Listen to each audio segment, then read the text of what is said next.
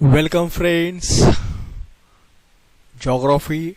Today we are going to discuss of page number 24 last point and next 25 or next. Okay, page number 24 geographical explanation. See, looking at the cities above, we realize that cities do not carry out only one function.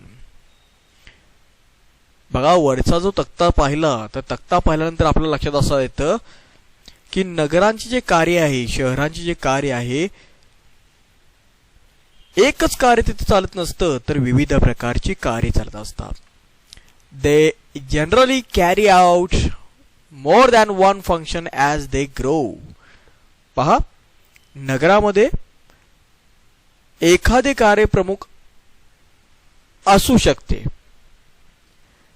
They generally carry out more than one function as they grow.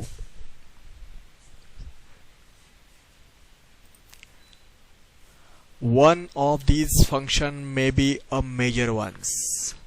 त्यातलं एखादं कार्य आत्ताच मी तुम्हाला सांगितल्याप्रमाणे मोठं असू शकतं. As town become cities and cities become metro cities with time, complexity in a cities increase. बघा, काळानुसार जर बदल पाहिला आपण तर काळानुसार आपल्याला असं लक्षात येतं की नगरांचा महानगरांचा किंवा शहरामध्ये रूपांतर झालेलं आहे आणि शहरांचं महानगरामध्ये रूपांतर झालेलं आपल्याला पाहायला मिळतं. बरीच गुंतागुंत यात आपल्याला दिसून येते आणि ती गुंतागुंत वाढलेली सुद्धा दिसून येते आपल्याला. Generally cities become bigger and lost of changes can be seen in them. या नगरांच्या कार्यात बदलही मोठ्या प्रमाणात आपल्याला बदल येतात. हे बदल आपण पाहूया. These changes are in a form of changes in land use and structure of cities. बघा, हे बदल प्रामुख्याने जर पाहिले आपण तर भूमी उपयोजन म्हणजे भूमीचा वापर आपण कोणत्या कारणासाठी करतोय त्यावर आधारित आहे आणि रचनात्मक बदल या संदर्भातही पडतात किंवा बदल आपल्याला पाहायला मिळतात. These changes also result in change in skyline of the city. See the image at the end of exercise. बघा, जे बदल आपण पाहतोय हे भूमीचे उपयोजन किंवा रचनात्मक बदल या संदर्भात सुद्धा घडून येतात. या बदलांमुळे नगरांची क्षितिज रेषाही बदलते, म्हणजे बाउंड्री सुद्धा बदलते. आणि स्वाध्यायानंतर जे चित्र तुम्हाला दिलेले आहे ते स्वाध्यायानंतर चित्र तुम्ही त्यासाठी बघू शकता. त्यानंतर आपण हा पॉइंट पाहतोय पेज नंबर 25 वर येतोय आपण. लँड युजेस म्हणजे भूमीचा उपयोग, भूमी उपयोजन. त्यामध्ये आपल्याला पाहायचं आहे जिओग्राफिकल एक्सप्लेनेशन म्हणजे भौगोलिक स्पष्टीकरण. You must have observed that the land around you is put to different uses.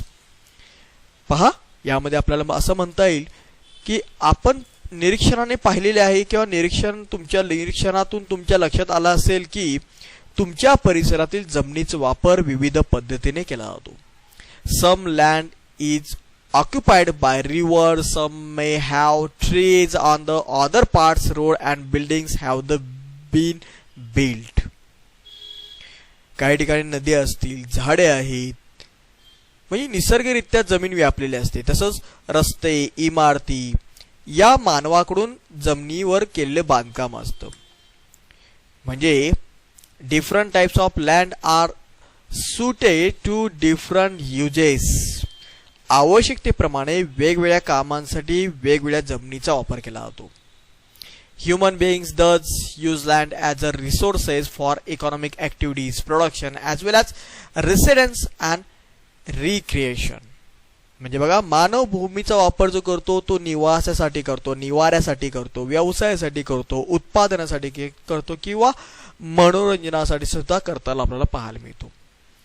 पुढचा पॉइंट बघूया आपण. लँड युजेस क्लासिफिकेशन म्हणजे भूमीच्या उपयोजनाचे वर्गीकरण. जे भूमीचा वापर झालेला आहे त्याचं वर्गीकरण कशा प्रकारे आहे ते पाहूया.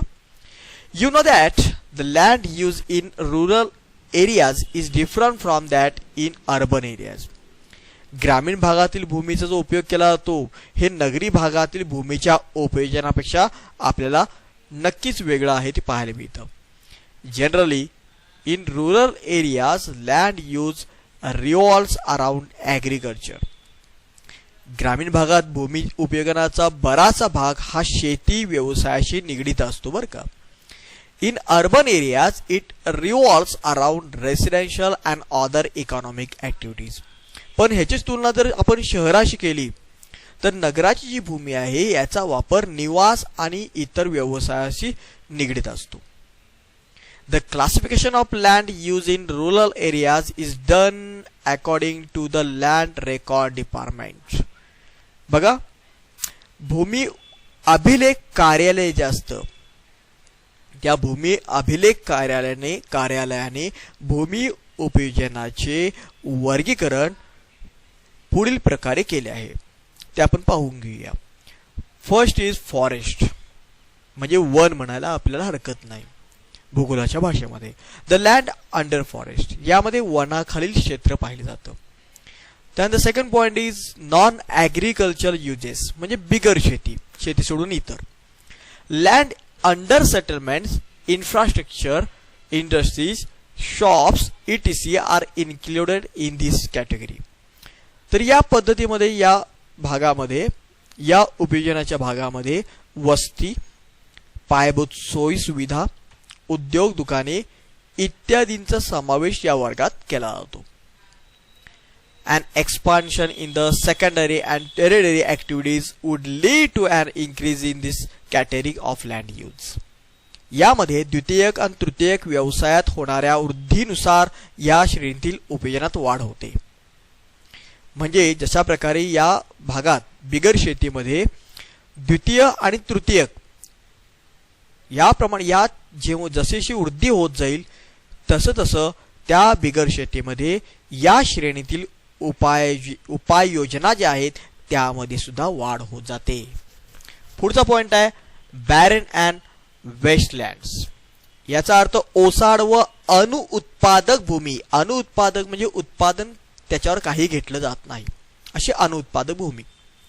The land which may be classified as a wasteland such as barren, hilly, terrain, desert land, ravines etc normally cannot be brought under cultivation with the available technology.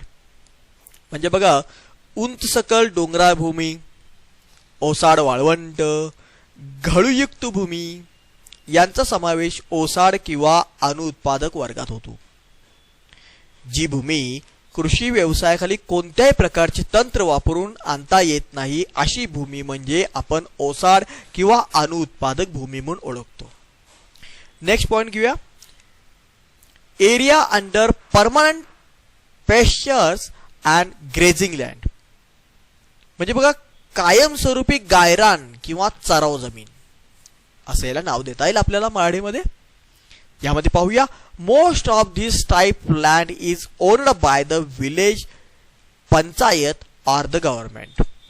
बघा, यातील जी भूमी असते जी आपण गायरान किंवा कायम चराव जमीन म्हणतो ही प्रामुख्याने ग्रामपंचायतीच्या किंवा शासनाच्या मालकीची असते बरं का.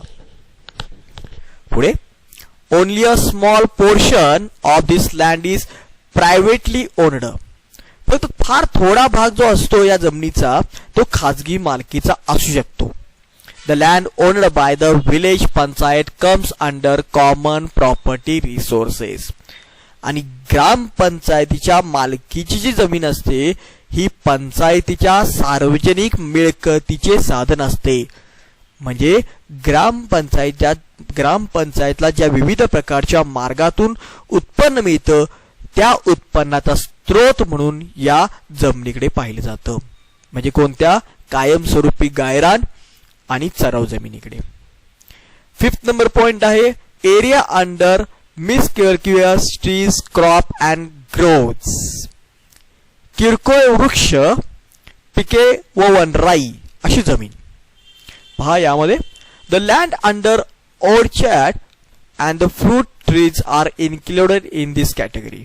Must of this land is privately owned. म्हणजे यामध्ये निव्वळ लागवडीखालील क्षेत्राचा समावेश नसतो, तर फळबागा व फळझाडाखालील क्षेत्रांचा सुद्धा यात समावेश होतो आणि या क्षेत्रातील बहुतेक जमीन खाजगी मालकीची असते बरं का.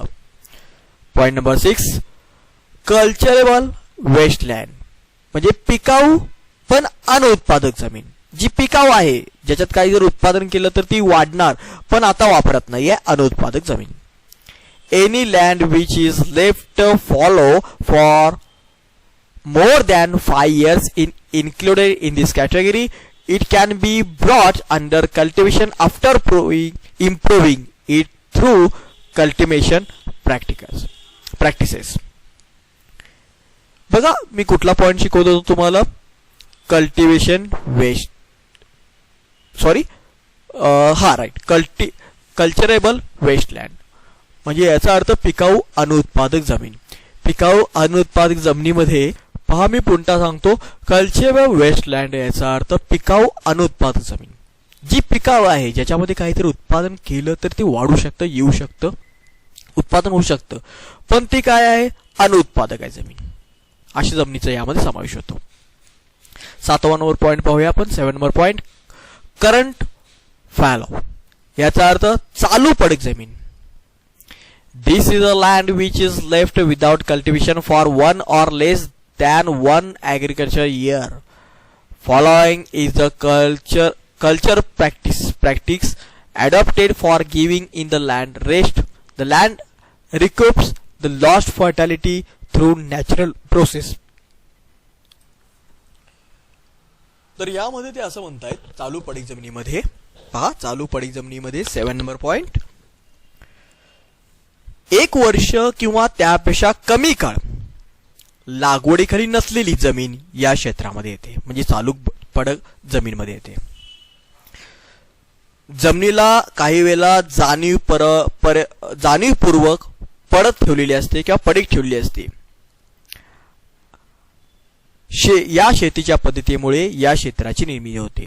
म्हणजे मी पुन्हा एकदा वाक्य सांगतो बघा, जमिनीला काही वेळेला पडत ठेवण्याच्या शेती पद्धतीमुळे या क्षेत्राची निर्मिती होते. पड ठेवलेल्या काळात जमीन नैसर्गिकरित्या पुन्हा कसदार बनते किंवा तिला सुपीकता प्राप्त होते. त्यामुळे चालू पड जमीन हा पॉइंट येतो. Next point is 8 number point, follow under than current flow. Follow other than current flow याचा अर्थ चालू पड शिवायची पडजमीन.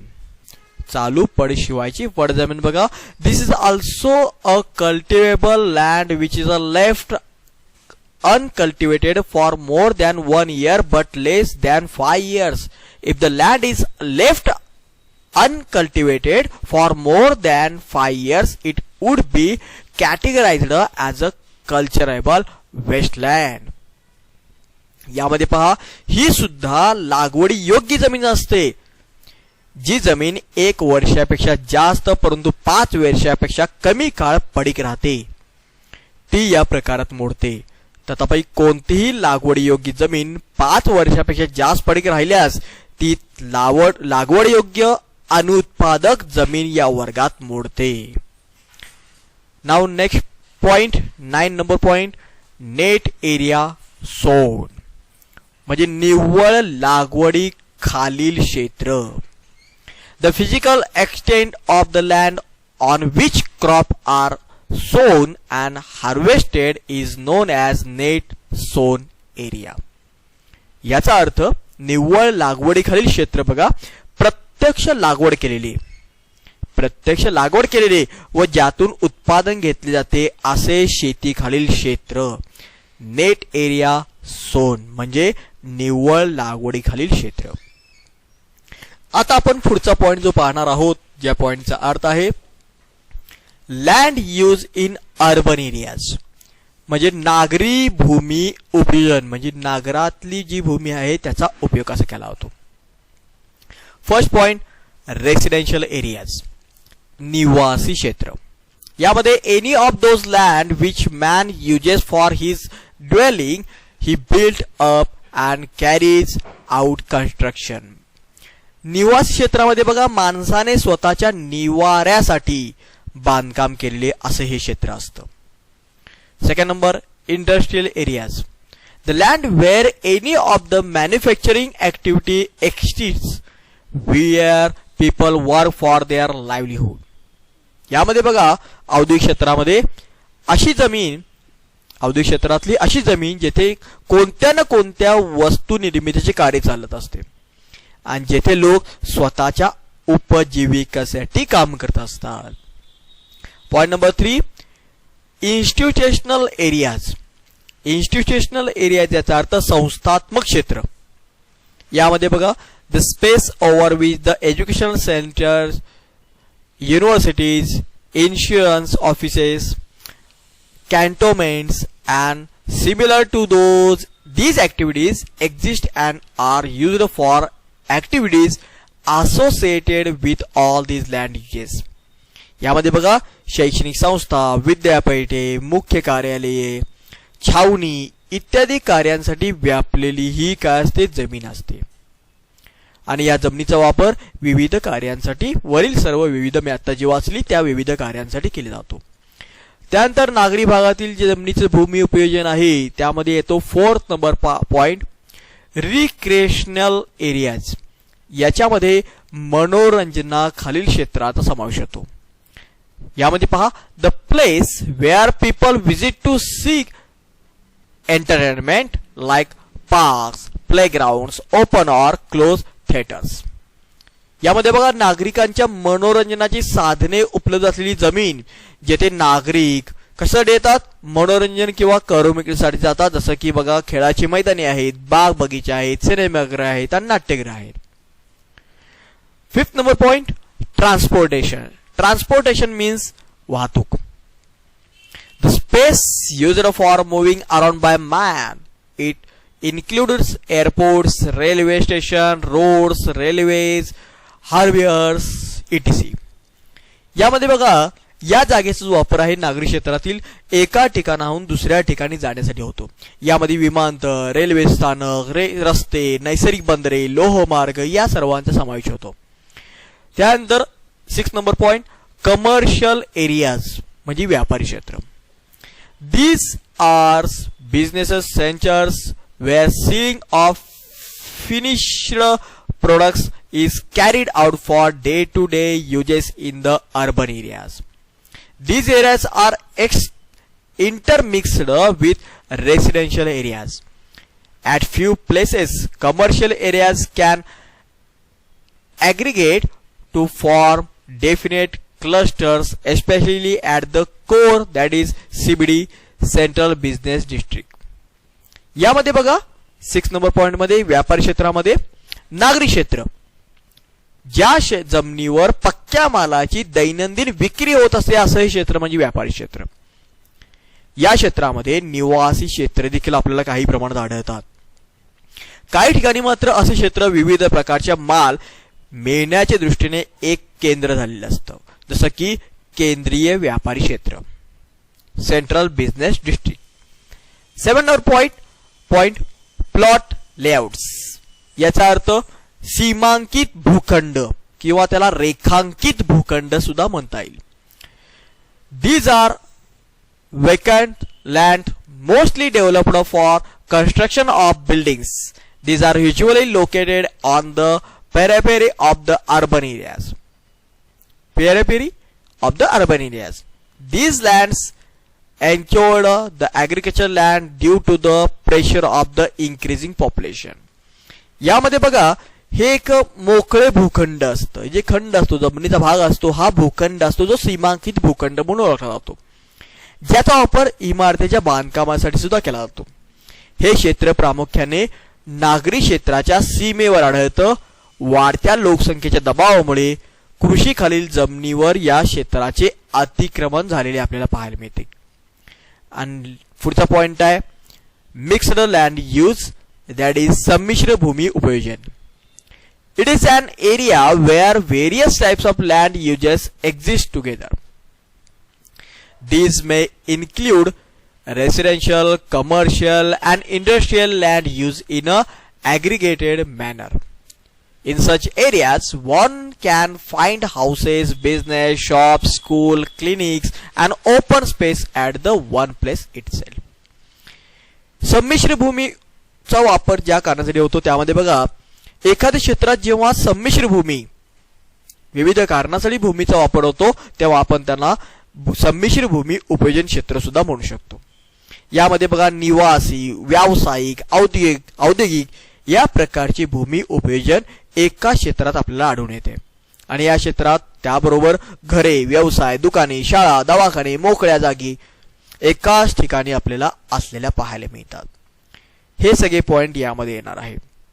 यानंतरचा जो पॉइंट आहे तो पॉइंट आपण नेक्स्ट लेक्चरला पाहूया. जे लेक्चर झाल्यानंतर आपला हा टॉपिक संपेल. पेज नंबर पहा. आपण पेज नंबर नेक्स्ट तासाला सुरू करतोय. पेज नंबर आपले आता पेज नंबर कोणतं संपलेला आहे? 26 page number, 26 page number complete झालेला आहे. नाव 27 पेज नंबर आपण पुढच्या लेक्चरला पाहून घेऊया. ठीक आहे. थँक्यू. थांबूया. जो काही झालेला भाग असतो तो त्या दिवशीच रिव्हिजन करत जावा, समजून घेत जावा, पाठांतर करत जावा, म्हणजे अभ्यासाला सोपं जाईल. ठीक आहे. Thank you very much.